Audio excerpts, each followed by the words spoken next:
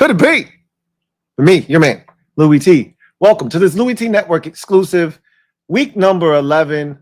Quick NFL whip around. It's a quick recap of Sunday's action. Today was some really good football, man.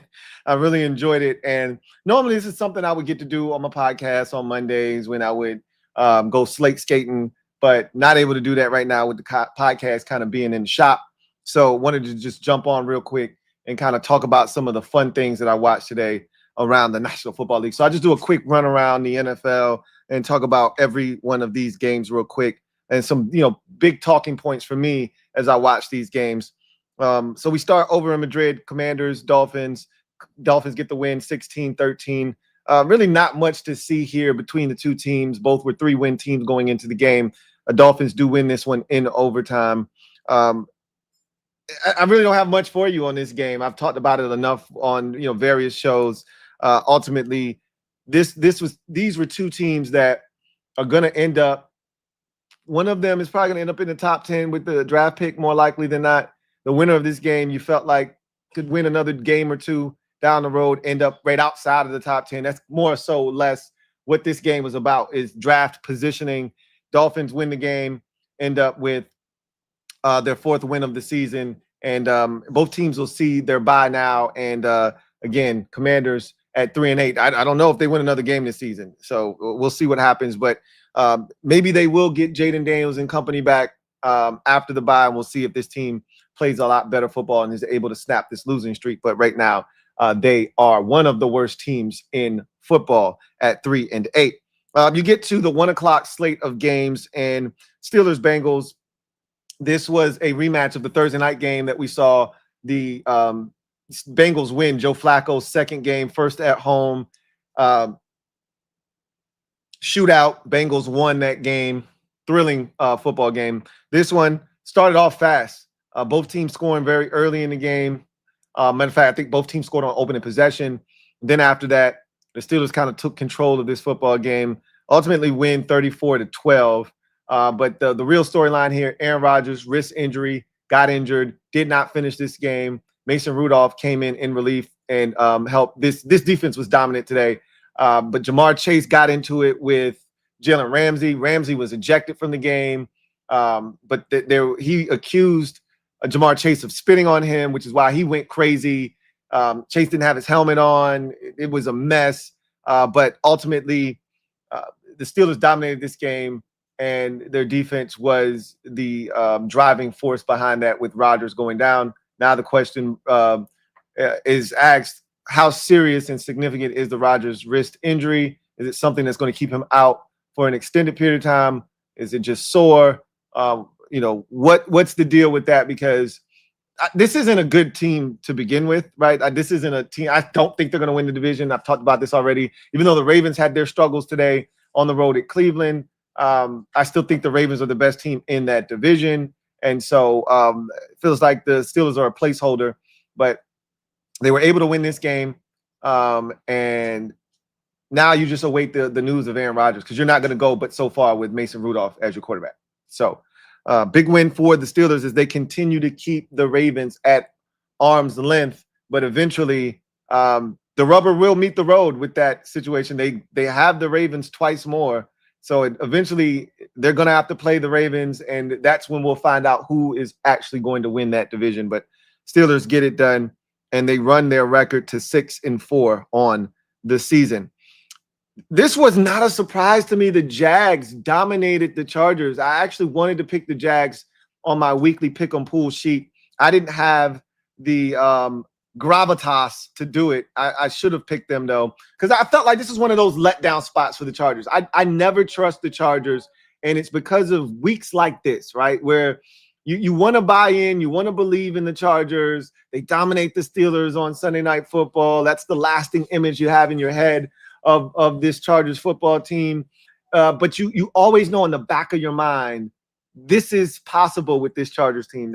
You just can't trust them fully. And it's because of efforts like this. They never had a shot in this game. I mean, the Jags really jumped these boys early. Herbert got banged up a little bit in the game. That's another thing you worry about with this Chargers team, is the amount of hits that Justin Herbert takes on a weekly basis. He got beat up even last week in that dominant win over the Steelers. That was the one thing that I said I was concerned about coming out of that Steelers game is how much punishment Justin Herbert takes. And he took another beating today. And this was total domination on the part of Jacksonville. And Jacksonville is another enigma, right?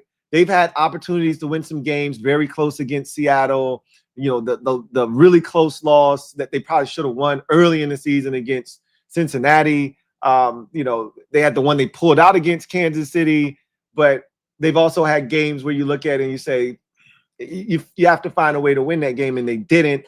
And so they got the big road win on against San Francisco earlier in the season. So they're this up and down team. You really don't know what Jacksonville team is going to show up from week to week. And disappointing performance over in London, right, earlier this season.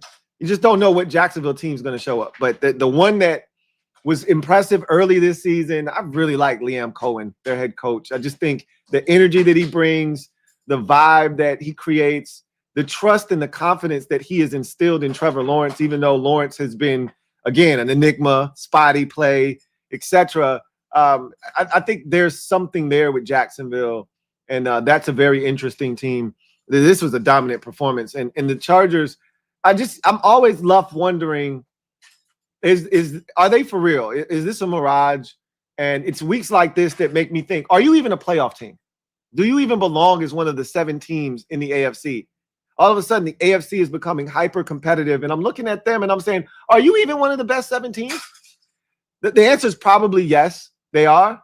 But performances like this don't give you the confidence that they truly are one of those 7 teams. They get destroyed in this game. And yikes. No second half points for the Chargers in this game. They give up points in every single quarter, 14 in the final frame. And then this was a one-sided beatdown. Chargers are now 6-4 on the season, or excuse me, Chargers are now 7-6.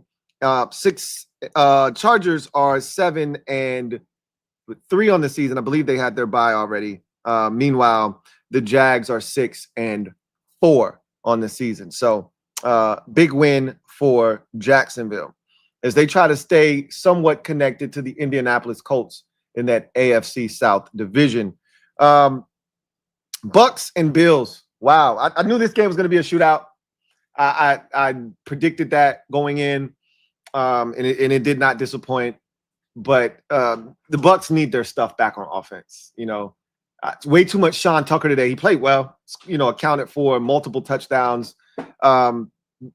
Buffalo was able to create some turnovers. Buffalo was able to get in the end zone after a slow start where both teams kind of struggled to find the end zone. Buffalo then found their footing and was able to start putting the ball in the end zone. Josh Allen accounts for 6, not 1, not 2, not 3, not 4, not 5, but 6 touchdowns in this game.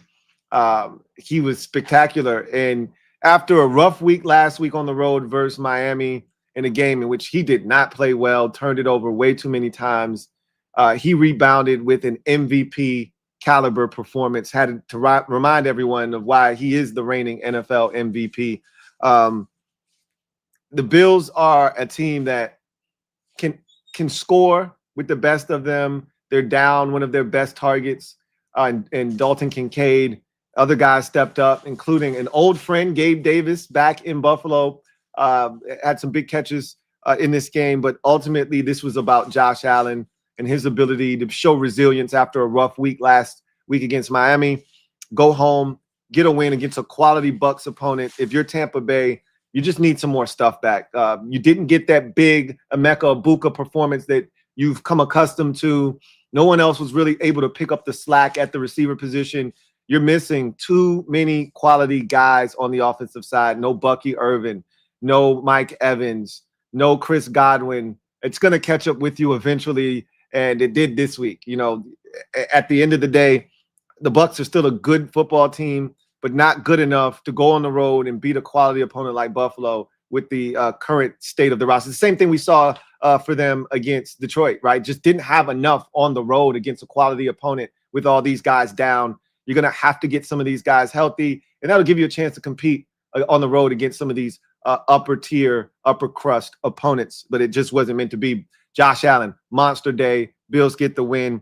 And remember, they're down in that division right now is Buffalo. So, these are big performances, big wins, because you got to remember they're chasing the 9-2. Yes, I just said the 9-2 New England Patriots in that division. So, huge win for them to keep. I want to say keep pace, but just to stay within shouting distance of them with their 7th win of the season. Now at 7-3, but you're a ways back in that division if you're the Buffalo Bills.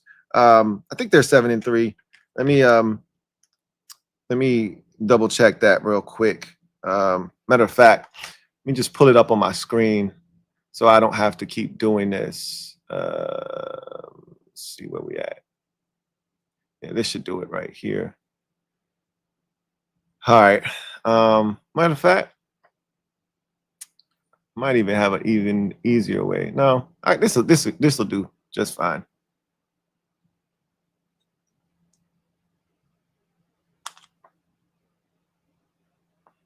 This will do just fine. Let's see where we at here. Yeah, 7-3. I was right. They're 7-3 on the season, and New England's 9-2. So little ways to go, but you just got all you can do is stay connected. You have one more contest against New England. You hope the Patriots slip up against a team like maybe Baltimore later on in the season. That's your only hope, right, at this point. But in any event, big win for Buffalo as they get it done here against the Tampa Bay Buccaneers. And this was a fun one. This was a really fun game, but just not enough. I mean, you scored 32. You're supposed to win most weeks in the NFL. Unfortunately for Tampa, not the case. Let's get to the next contest. Excuse me. And that would be the Bears and Vikings. No, there is no worse 7-3 team in the league than the Chicago Bears. No one ever said it needed to be pretty. As a matter of fact, I always tell you, it doesn't matter if it's pretty as long as it's gritty, and most importantly, it's a dub. And that's what the Bears have stood for this season with these late game victories every single week. It feels like Caleb Williams did not play well in this game.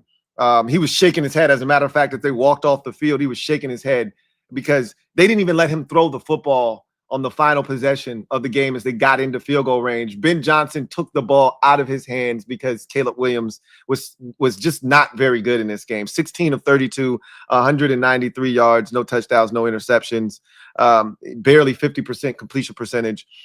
He was basic in this game. But J.J. McCarthy, I'm going to be honest with you, he stinks right now. He of all those quarterbacks in that 2024 class, he stinks right now. And again, I'm cutting him I'm cutting him a break because of all those quarterbacks, he's played the least amount. But he struggled. He throws an interception every week. He threw 2 more this week. He himself was 16 of 32 for 150 yards. So both quarterbacks were 16 of 32, 50% completion percentage, less than 200 yards passing. McCarthy did throw a touchdown late to give the Vikings the 17-16 lead with under a minute to go, but their defense could not get. First of all, the defense never really had a shot because the special teams gave up a massive return to Devin Duvernay that put them basically in field goal range. And then all Caleb Williams had to do, like he did basically against Washington late in that game, was hand the football off to get into field goal range. And their kicker, Cairo Santos, was able to deposit the football through the uprights and give the Bears the win, 19-17. So what is that for the Bears? 5 straight, maybe? And I think all of them have come down to the final possession. Going all the way back to the Raiders game, if I'm not mistaken. They played the Raiders. They had a come from behind victory with a walk-off field goal. They had the Commanders comeback win with a walk-off field goal. They had the Bengals game that just happened not too long ago with the catch by Colson Loveland that allowed them to win that football game. You got this game here with the walk-off field goal. The Giants game was a comeback type of, game where they were trailing in the fourth quarter, which was last week, if I'm not mistaken. Somewhere in there is, a hiccup, I believe. There might be a loss, so there may not be 5 in a row. It feels like it's about 5 straight for this team, though, as they've found ways to win. It's not pretty, but it's also not sustainable, right? You're not going to beat better teams doing the things that they did in this game, but you get the win, and that's 7-3 for the Bears, man. As much as I can sit here and tell you that it's ugly, it's this, it's that, it's winning football. It's another brick in the left-hand column for the Chicago Bears as they are now 7-3 and still in the mix in that NFC North division. And you look around, Green Bay barely got it done against the Giants today. Lions could easily lose tonight on Sunday Night Football versus the Eagles. They're hanging around in that division, man. And this is Caleb Williams' first win in the division. It wasn't pretty, but mostly, like I said, it was gritty, and most importantly, it was a dub. Speaking of not pretty, the Houston Texans go to Tennessee. I don't really have much for you on this game other than they found a way to get it done. A touchdown late by the Titans. Cam Ward throws a touchdown pass. They were down 7, 13-6. He ties the game up, and they're feeling good, and the Texans are able to drive it down the field. A big catch on a third down by Nico Collins, got his feet down inbounds. That kind of set them up to go down and get the game-winning walk-off field goal and win the game 16-13. Look, when your backup quarterback is in there, you're on the road against a divisional opponent. It doesn't need to be pretty. Just find a way to win. And that's what the Texans have done, not once, but twice in a row now to keep their season alive. Remember, this is a Texas team that started 0-3. They're now 5-5 with 2 straight wins over divisional opponents not come from behind, but in walk-off fashion, essentially. Last week was more of a come-from-behind victory. It wasn't in walk-off fashion as they came back and walked Jacksonville down and won that game. This week, they had to walk it off with a field goal, but they get it done 16-13, and that's 2 straight wins for Davis Mills in relief of the injured CJ Stroud. Titans and Cam Ward still looking for their first home win of the season. Panthers and Falcons. This was a fun one, man. Wowzers. This was pretty much the end of the season for the Atlanta Falcons. Michael Penix Jr. left this game with a knee injury, did not return. Bryce Young left this game briefly with a knee injury, but he did return in the football game. And boy, did he ever. 31-45, 448, a career high for Bryce Young. A lot of this, though, if you watch the game, run after catch efforts by his receivers. He threw a slant to the first-round pick wide receiver, Ted McMillan, and he was able to run after the catch, a good gain of 35-40. Then you had the one in overtime to put this one away to Tommy Tremble, where he stiff arms about 2 different Falcon defenders and rumbles all the way down inside the 20-yard line to set up a chip shot field goal attempt for the win. But this was on the shoulders. The run game was non-existent for the Panthers, which had really lifted this team up over the last month and a half, and them discovering Rico Dowdle. Well, the run game really was not his crutch today. It was all on Bryce, Young's shoulders, and he did not disappoint. As I mentioned, 31-45, 448 yards, 3 touchdowns, no interceptions. He was spectacular, including a game-tying drive with the touchdown to Ted McMillan in the end zone on a 4th down. As this game was in the balance, that sent the game to overtime, and then they were able to get the stop in overtime. Kirk Cousins in relief of Michael Penix Jr.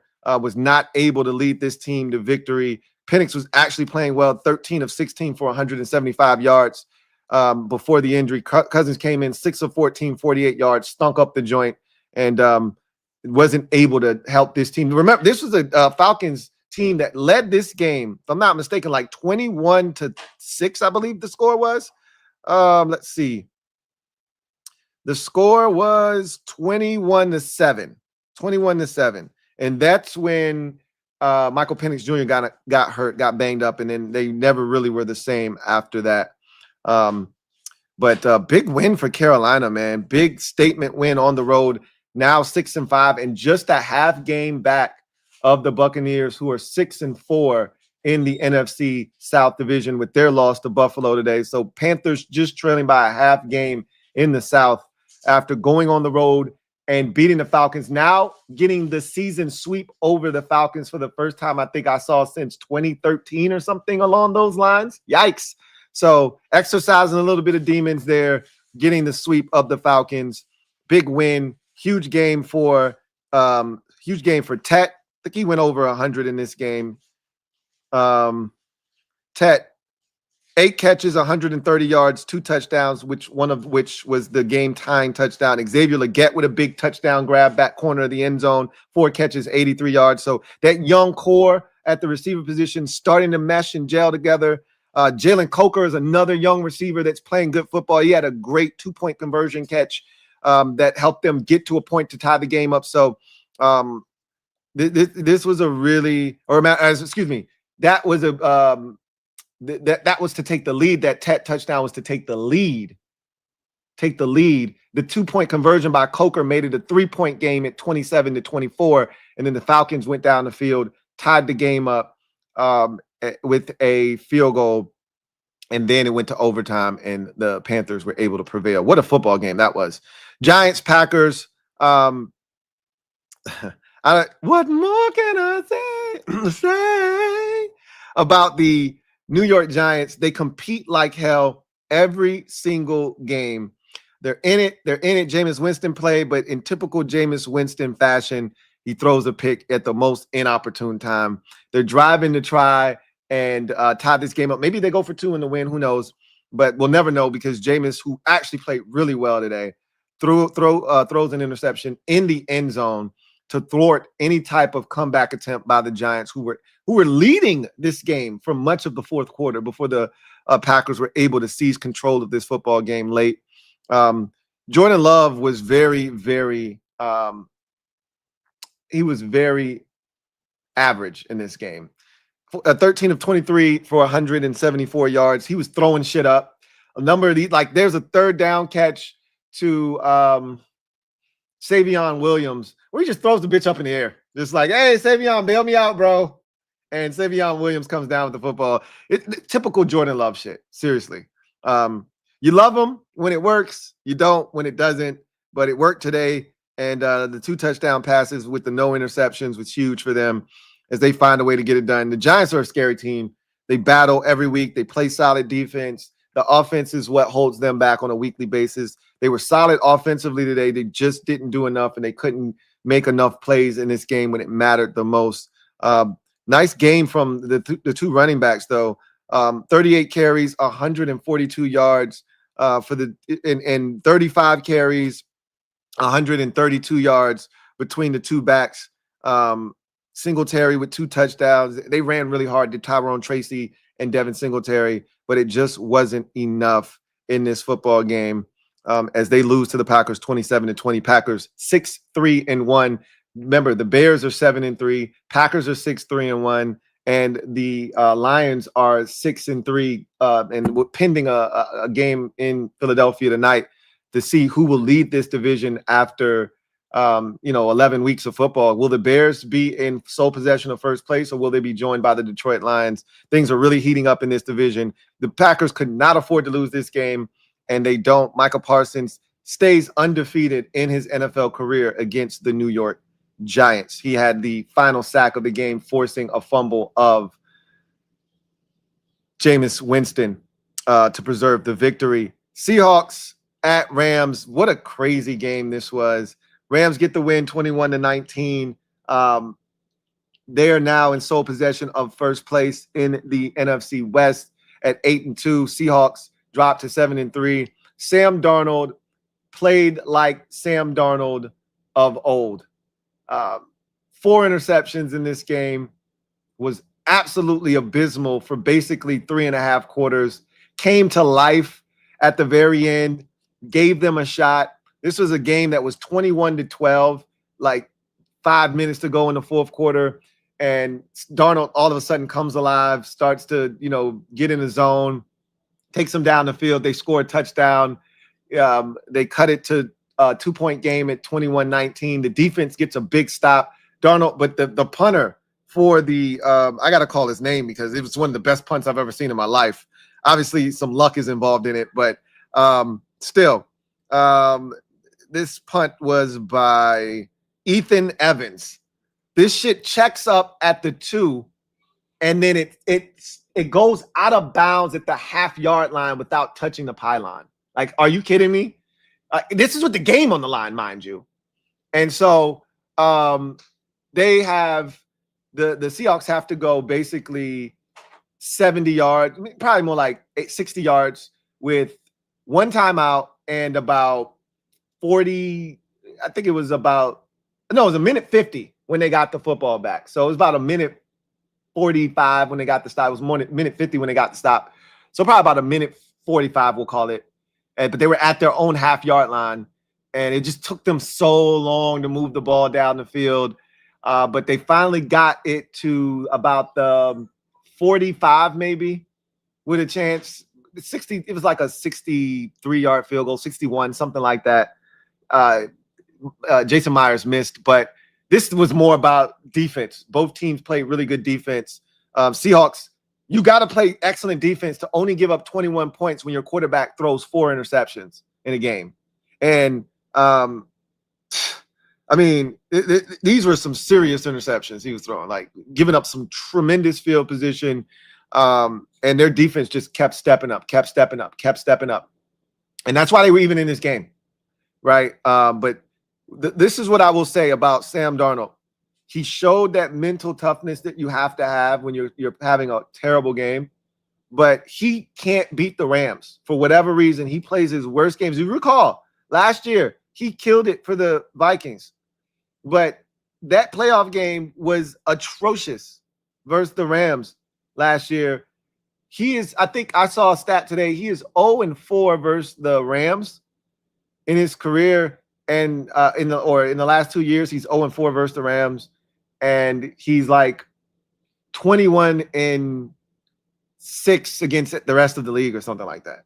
You know, it's just like 21-2 or something like that against the rest of the league, not named the Los Angeles Rams. He can't play against the Rams to save his life. He was awful today, and he was the reason why the Seahawks lost. But I have to give him credit for mentally getting over what happened today and giving his team a shot, even though they did not pull it out. That was a fun game to watch. 49ers and the Cardinals, 41-22 win for the 49ers. This game started off with a bang, a 98-yard kickoff return down to the 1-yard line. McCaffrey runs it in. And from that point forward, really, the 49ers never looked back in this game. Brock Purdy returned. He looked sharp. He had 2 touchdowns for George Kittle on the day. He was fantastic. Brock Purdy, 19 of 26 for 200 yards, 3 touchdowns, no interceptions. Jacoby Brissett set an NFL record today for the most completions by a quarterback in a loss. He went 47 of 57 for 452 yards, 2 touchdowns, and 2 interceptions. And this was all done without Marvin Harrison Jr., who was out of the lineup. So Michael Wilson stepped up.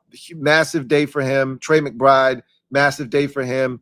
Michael Wilson, 15 catches, 185 yards. Trey McBride continues his NFL streak of most consecutive games at the tight end position with at least 5 catches. It's now extended to 9 consecutive games for him, as he had 10 catches for 115 yards and another touchdown. He is just exceptional.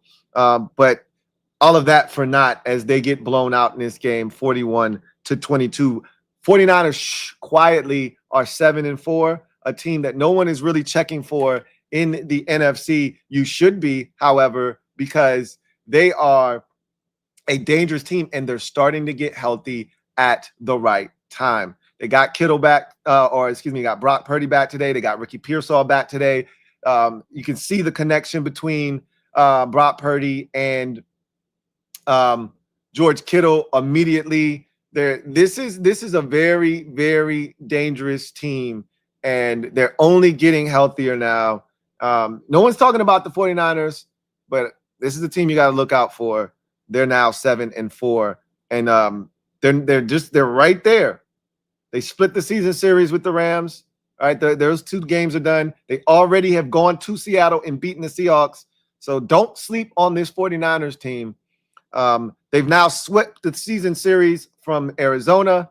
They've split the season series with the Rams, and they've already beaten Seattle. They've got one game left in the division. That will be, of course, in Week 18 against the Seahawks at home. So they're sitting pretty right now. If they can take care of business outside of the division, this is a team that is 4-1 in the division as we currently sit here in week number 11.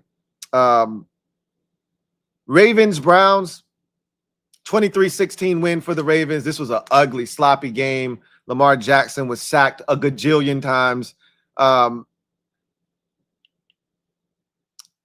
You had Myles Garrett set the record in the NFL for the most consecutive 12 sack seasons in a row, with his 6th consecutive season of 12 or more sacks. He had I think a 4-sack game here. He's the best loser we've ever seen in the NFL.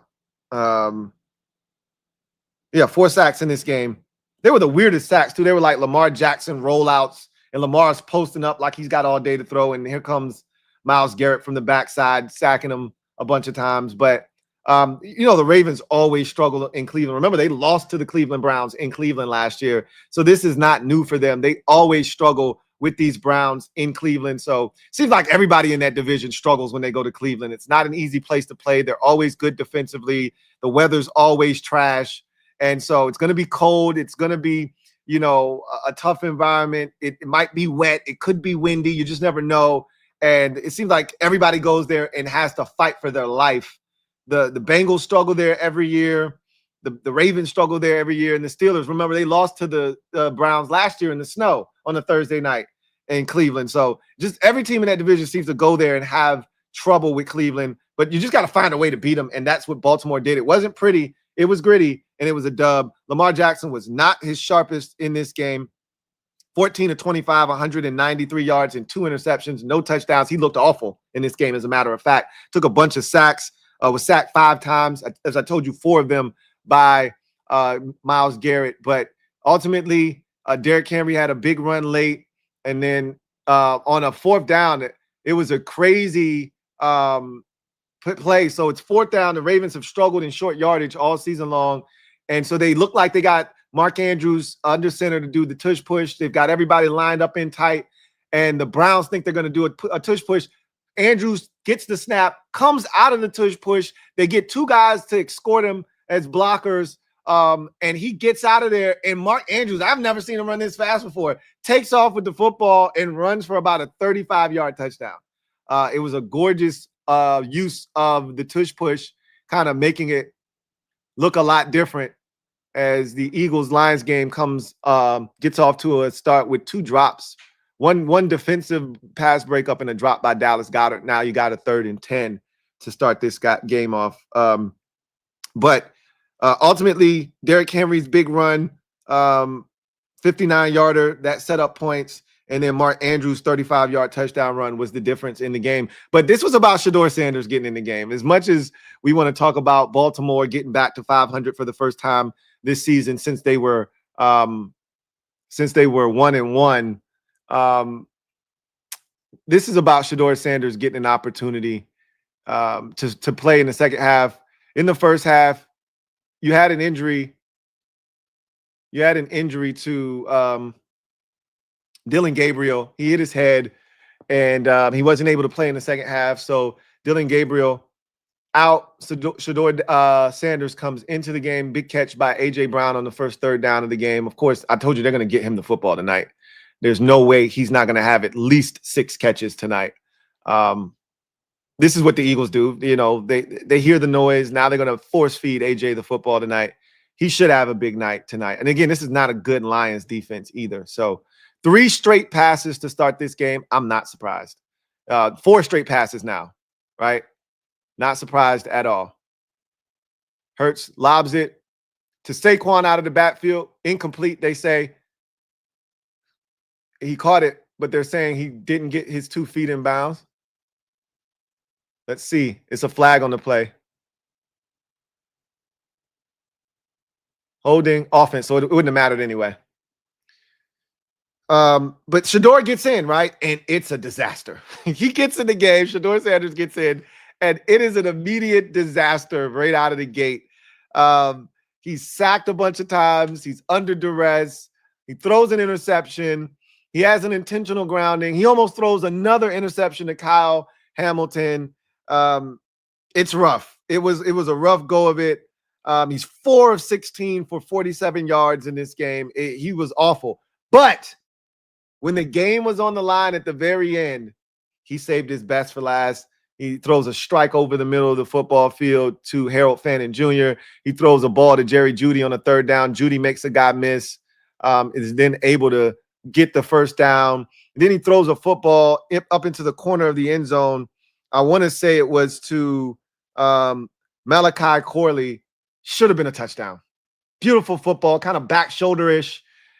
Corley can't come down with it. Should have caught it. And that was on a third down. And then on a fourth down, the Ravens got some pressure on him. He wasn't able to kind of get the football to a receiver. And that was all she wrote. But their head coach, Kevin Stefanski, has already come out and said that, you know, his Dylan Gabriel's still a star. They hate Shedeur Sanders, man. They hate him with a passion in Cleveland.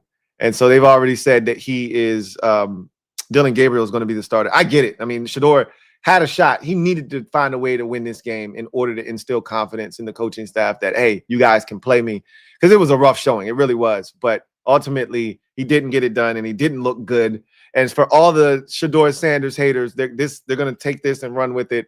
But it was a rough goal for him. I'm not going to lie to you. It was, you know, to get out there in your first start or first career action in the NFL and, you know, have it come like this against a tough Ravens defense. It's a rough situation for him, but he had a shot late in the game. It's a shame because honestly, that Ravens defense played really, really well. Hurts has 50 seconds to throw the football. Yikes. And then he gets sacked. All right. Well, no, he doesn't get sacked, but he's not going to get the first down. And so they'll have to punt on their initial possession. Good job by the Detroit Lions defense. After the A.J. Brown third down conversion, the holding penalty pushes them back, and they're never really able to overcome that. And now they have to punt.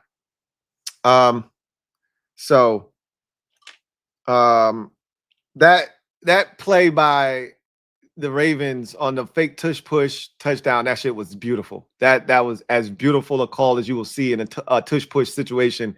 We've seen teams use the tush push to their advantage in terms of kind of running, like the Eagles have, you know, had some other plays off of it. We've seen other teams do some things off of, you know, using people's aggressiveness on trying to defend the tush push against them. But that's the first time we've seen somebody come out of there like that. And with Mark Andrews, of all people, that was gorgeous. Big win for the Ravens. As I mentioned, they got back to 500 on the season at 5-5. Big win for them. And they're only a game back of the Pittsburgh Steelers in the division. Like I said, I think this is their division to lose. And with Aaron Rodgers' injury, we'll see what the extent of that is. I didn't care if Rodgers was fully healthy. They still weren't a good team to me. But that injury really puts a damper on the Steelers' chances if Rodgers is out any amount of time in Pittsburgh. So Chiefs Broncos, probably the game of the day between these two teams. A lot on the line here as the Denver Broncos came in at 8-2. 8-2 was the best mark in the AFC going into the week. Then the Patriots won on Thursday Night Football to be the first 9-win team in the entire National Football League.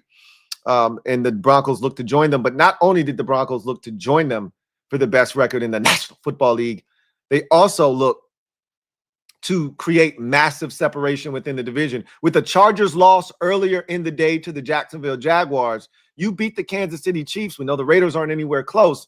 You've essentially created as much distance as anyone in the league would have in their respective division. The Chiefs are not a playoff team right now. If the playoffs started last week, the Chiefs were out. If the playoffs started today, the Chiefs would be out after the Chiefs fall in Denver 22-19. And I'm here to tell you, I don't know if this is a playoff football team or not in Kansas City. Okay, Mahomes looks off. And I'm shocked. I am shocked because he's got weapons. You've got Xavier Worthy. You've got Hollywood Brown. You've got Rashid Rice. You got Juju Smith-Schuster. You got Travis Kelce. You got Noah Gray. You got Smith out of the backfield. You got Kareem Hunt. This is not a lack of weaponry like we've seen in past years in an offensive line that absolutely stinks. Mahomes just isn't playing well. There were multiple deep shots he missed again, and one of the worst interceptions I've ever seen Mahomes throw in my life. It didn't count because of a penalty. But if it had counted, you would have said, the hell is Mahomes doing?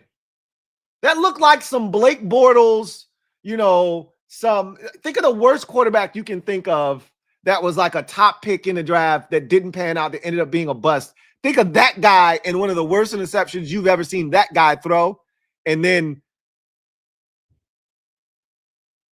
erase that guy's face and name and insert Patrick Mahomes, and that's what that play looked like. Like, there's no one out there except a Bronco defender, and he throws it right to him. Like, you don't ever see Mahomes do shit like that. But that one got negated. Then he had another one where he rolls out to his right. There's a receiver behind the defender. He doesn't layer the throw, kind of throws it straight. And the defender jumps up, snatches it out of the air. Big play because they were already in field goal range. It was a third down. They were at least coming away with 3. The Broncos end up coming away with 3 points instead. Obviously, the Broncos end up winning this game by 3. So, some pivotal moments in this game. They had a blocked extra point, did the Chiefs, after scoring a touchdown. Travis Kelce had a big catch and run touchdown that gave them a 19-16 lead. Should have been 20-16. Instead, the extra point was blocked, and it kept it at a 3-point game, which allowed the Broncos to then tie the game up at 19 and then ultimately win it on a walk-off field goal. The Chiefs are in trouble. There's nothing. Interception. Interception. Cooper DeJean, tip ball by Jared Goff. Eagles, this is what they do. This is what the Eagles do right here. Tip football, picked it off. Eagles in business inside the Lions 15-yard line. 1st and 10. They're going to have a shot to get on the board first in this game. Jordan Davis with the deflection. Cooper DeJean with the interception. And this is the fear. This is what I thought could happen in this game. The Lions, their defense, I don't think is good enough. Now, let's see if their defense can stand up. Sudden change of possession, right?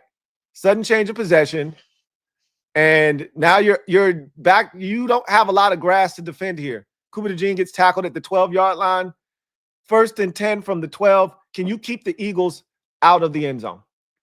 Can you keep them out of the end zone? Can you force them to kick a field goal? This is what championship football is all about. Find a way to get it done against a struggling Eagles offense. Find a way to force them to kick a field goal. Handoff. Fake to A.J. Brown. Can't break the tackle. Great tackle.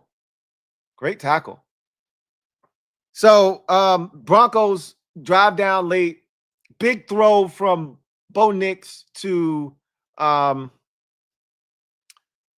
his former college teammate.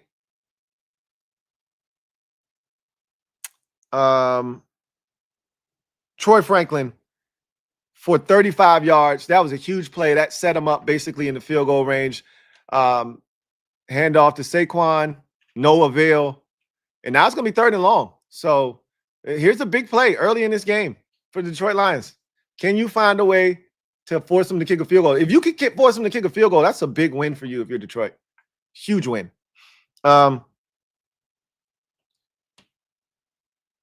Denver just finds ways to win. That's 8 straight victories for the Denver Broncos now. And Bo Nix, 24 of 37, 295 yards, no touchdowns, no interceptions. But most importantly, he just didn't turn the ball over. Like, in games like this where your defense is so good, just don't make the mistake. And Mahomes, coincidentally enough, Mahomes was the one making the mistakes in this game. He had the interception. He had the missed throws. A.J. Brown attempt, broken up. Is that Rock Yassin? I told you they're going to go to A.J. They're going to force feed him the ball in this game. Look like Rock Yassin. Rock Yassin been balling the last 2 years, too, in Detroit. That's a good play, man. Yeah, that's Rock Yassin. That's a good-ass play, man. That's a big stop by the Lions defense. Huge stop. Huge stop. Mahomes had the interception. Mahomes was sacked 3 times in this game. Mahomes missed the deep balls to open receivers. It was Mahomes, making those mistakes. And credit the Broncos defense, but again, Mahomes is struggling, man. Mahomes is struggling. There's too much talent for him to be struggling the way that he's struggling right now. And their defense is still good. Like, they're 5 and the Chiefs are 5-5 and on the outside looking in of the playoffs. Right now, they're if things can, look, anything could happen, but through 11 weeks, they're not winning this division. The Broncos are 9-2. Did you hear what I just said? The Broncos are 9-2. The Chargers lost today. They are now 7-4 or 7-3. 7-4 are the Chargers now after the loss today. The Broncos have a 2-game lead over everyone in the division and a 4-game lead over Kansas City, and they just beat them. So really, it's 5. The Chiefs might be cooked this season. Not overall, but this season. You can't turn it on and off. And I told you last year, I felt like even though the Chiefs were winning games, that mystique didn't feel like it was real. And then when the Eagles emasculated them in the Super Bowl, it made everybody feel like, hey, they vulnerable. And then they came out this season in week 1, lost to the Chargers, right? Week 2, lost again. And all of a sudden, we're like, they can't go 0-3. Well, they had the Giants in week 3, so they were able to get off the hook. Then they played the Ravens, and Lamar got hurt, and they won that one, and they're fine now. Then they go to Jacksonville, and they lose. And you're like, wait a minute. This ain't the same Chiefs, bro. And it's not. It's not. But as I always tell you, don't count them out. All they got to do is get in the tournament. That's it. Right now, they're on the outside looking in. All they got to do is get in the tournament. And I take them in over over the Chargers. I take them in over the Chargers. I don't believe in the Chargers. The Chiefs, I think, will still find a way into the postseason as a wild card. And if they do, look out. But I don't think they're winning the division for the first time in, 10 years? Big win for Denver. This pretty much solidified. They lose this game. They drop to 8-3. Chiefs get to 6-4. All of a sudden, you hear footsteps. I keep hearing footsteps, baby, in the dark. Oh, in the dark. They would have been hearing footsteps in the dark. But now, they in the clear. They are in the clear. But do not, I repeat, do not count out these Kansas City Chiefs. You would be making a grave mistake. Great special teams by the Eagles to get the tackle down right around the 20-yard line. But the Chiefs are in trouble. That is for certain. So that's your Sunday. Their Sunday recap. It was a lot of fun today watching these games, and I just felt like I had to get that off my chest. A lot of good football today. A lot of interesting storylines. Shedeur Sanders in Cleveland. The Seahawks game was a lot of fun to watch. The Chiefs and Broncos was good. The Falcons and the Panthers were an excellent football game. There's a lot of good football today. I think this Sunday night game is going to fall right in line with those games as well. So we'll come back and break this one down. As you know, got a super chat, a couple of them actually. Greg, thank you for the super chat. Greatly appreciate you. Writes, finally, you're doing this. I missed the week podcast. It's coming back. I'm going to get my life together, man. But I miss doing this too. I'm not going to lie to you. I miss going around the league, talking about these teams, talking about the games, talking about what I saw, talking about these different storylines. I miss it too. So that's what I was telling my wife. I'm like, I got to do this. I got the time. So I'm going to jump on and do it real quick because I miss doing this as well. So golf under pressure, sack, and a flag, probably holding on the play. Yeah, like I said, I trust this Eagles defense against this Lions offense because golf ain't going to have nowhere to run. They're going to get pressure on them. And then I think that even though their defense has actually played well to start this game, I think the Eagles can have some success against this Lions defense. So So far, it's working out. But if you're the Eagles, you just squandered an opportunity. You don't want to keep letting this, Lions offense hang around, because eventually they're going to get it going. And if you're not far enough out in front, they can score fast. This Lions offense, they can score fast. So they best take advantage. They might get a great field position here. Yeah, incomplete. They might get great field position here. So, excuse me, take advantage. They got Jared Goff flustered early. That's what you got to do to him. So, shout out to you, Greg. I'm gonna get my life together, man. No worries. Loser, thank you for the super chat. Greatly appreciate you. Thank you for being a member of the MOBB who writes, I know Darnold wish he can play Washington defense every week. That or the Arizona Cardinals. He went off on them last week too. But yeah, no, I mean, we didn't make him. Like I said, the key to Sam Darnold, and I can't stress this enough. The same thing with Jared Goff. These really immobile quarterbacks, these guys that don't really want to run. That's a good punt. Got a solid bounce. It would have been even better if it had kept bouncing inside the 30, but it's going to be right around the 30-yard line. And you might get a penalty tacked onto it.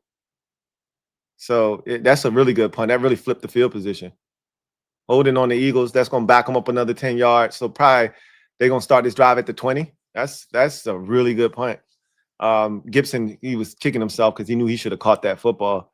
He let it bounce, and now you're going to back up even further with the 10-yard penalty.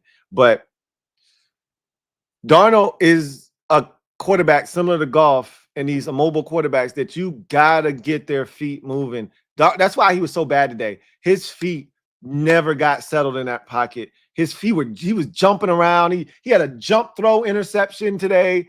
Like, when you get guys who are antsy back there, who want to be calm and they want to stand back there, see the field, get the football out of their hands, when you force those guys' feet to move and force them to hold on to the ball, that's when trouble starts, right? It's not when they're just standing back there surveying the field.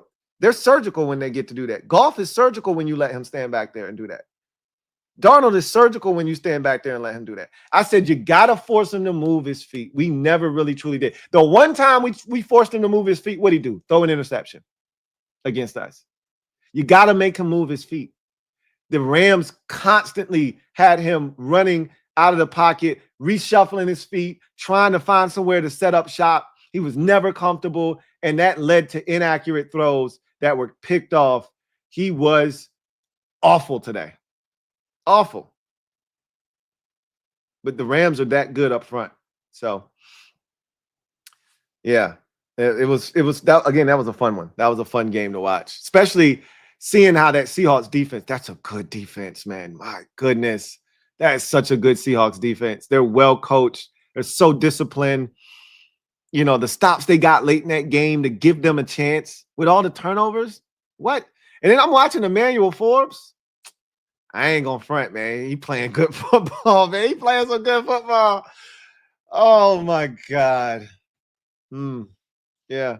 Then I was watching their safety Cam Kitchens, and I'm just like, when are we gonna get a safety that actually make plays on the football? Watching the Bears, and they got an oldie but goodie back there making plays, and Kevin Byard, and I'm like, when we gonna? He had another pick. Kevin Byard, he probably lead the league in picks this year. He had another pick today against the Vikings.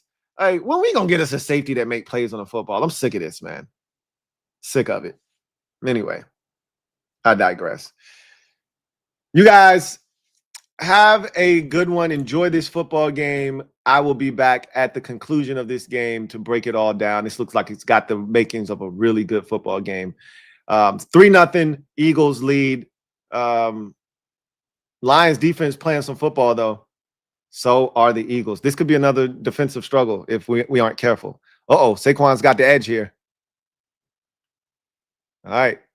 So you guys enjoy the game. I will see you on the back end of it, and we'll break it all down when it's done. Hopefully, I'll see you for overtime. Peace.